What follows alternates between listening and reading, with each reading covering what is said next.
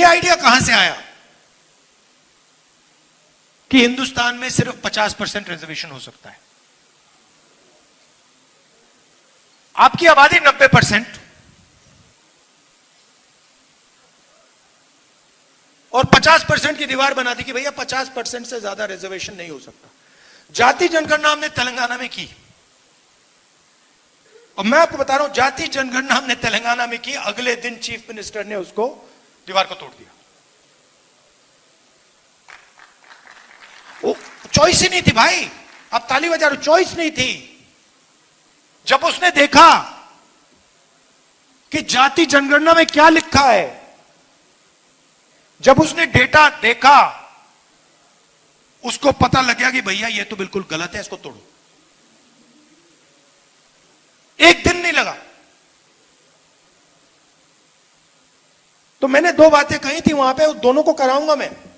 तेलंगाना में हो गया, कर्नाटक में हो गया, जहां भी हमारी सरकार बनेगी वो 50% को वहीं तोड़ देंगे हम। और जाति जनगणना में और इस दीवार में लिंक है। जाति जनगणना के साथ अगर हमने बाकी जो डेटा हिंदुस्तान की सरकार के हाथ में है वो जोड़ दिया, तो विकास का एक बिल्कुल नया तरीका बनेगा। जिस चीज को, जिस प्रकार से हम विकास के बारे में सोचते हैं, वही बदल जाएगा पूरा। मतलब पैराडाइम ही चेंज हो जाएगा।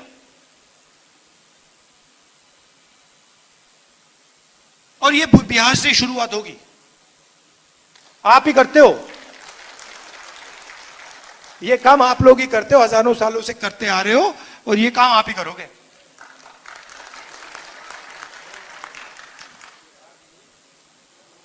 सही बात है ना? ये आपके अंदर है, डीएनए में है। आपके बिना ये नहीं बन सकता, आपकी सोच के बिना ये नहीं बन सकता हिंदुस्तान में।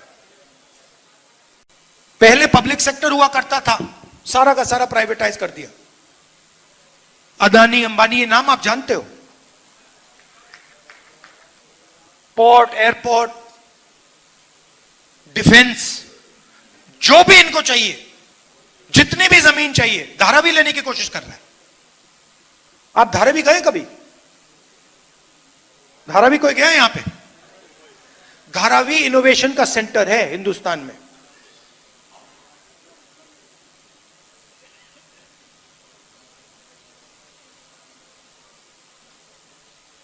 पूरी की पूरी जमीन ले जा रहा है, लाखों करोड़ रुपए की जमीन, ऐसे ही दोस्ती है बस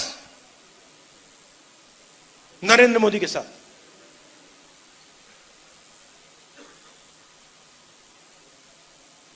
लाखों लोगों को बर्बाद कर रहा है।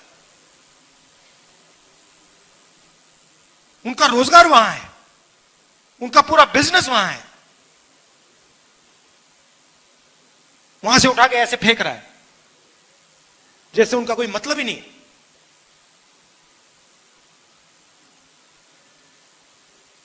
अपने आप को महाराजा सोचता है। हां,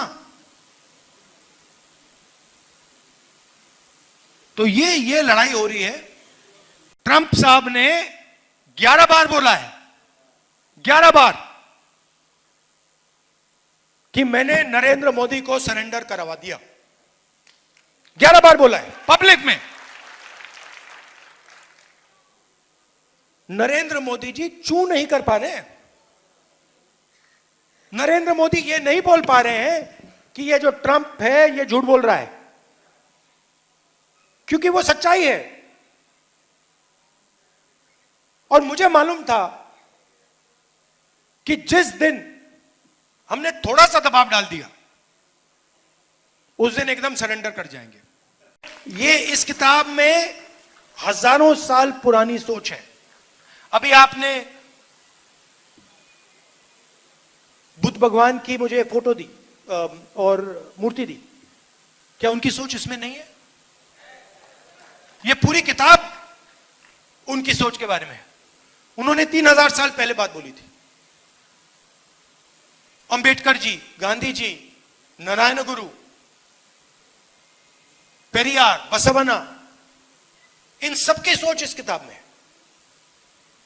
और इसी सोच के लिए, इसी किताब के लिए हम लड़ रहे हैं।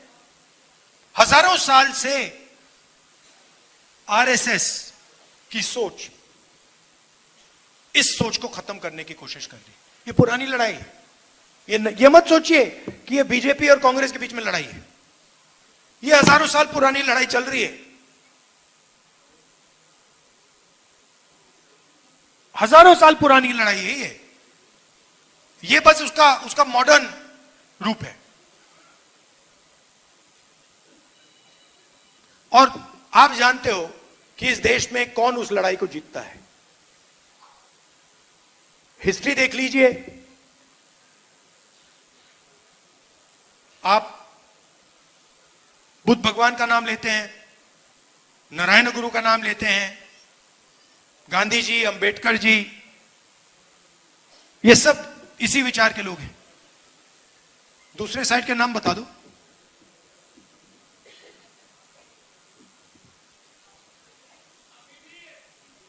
तो देखिए शांत हो गए, बिल्कुल कोई ही नहीं। देखिए एक तरफ महात्मा गांधी है, दूसरी तरफ सावरकर है। एक तरफ महात्मा गांधी है, दूसरी तरफ गोडसे है। गांधी जी ने पूरी लाइफ, जिंदगी सत्य और अहिंसा में दे दी।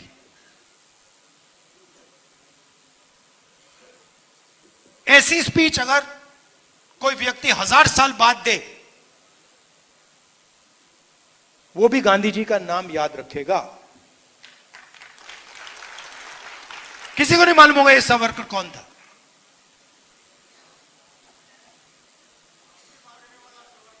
हाँ। और वही फैशन तो वही है ना। ट्रंप साहब ने 11 बार ट्वीट किया, यहां पे सरेंडर हो गया। तो सोच तो वही है। डरना नहीं इनसे, नहीं डरते। हाँ।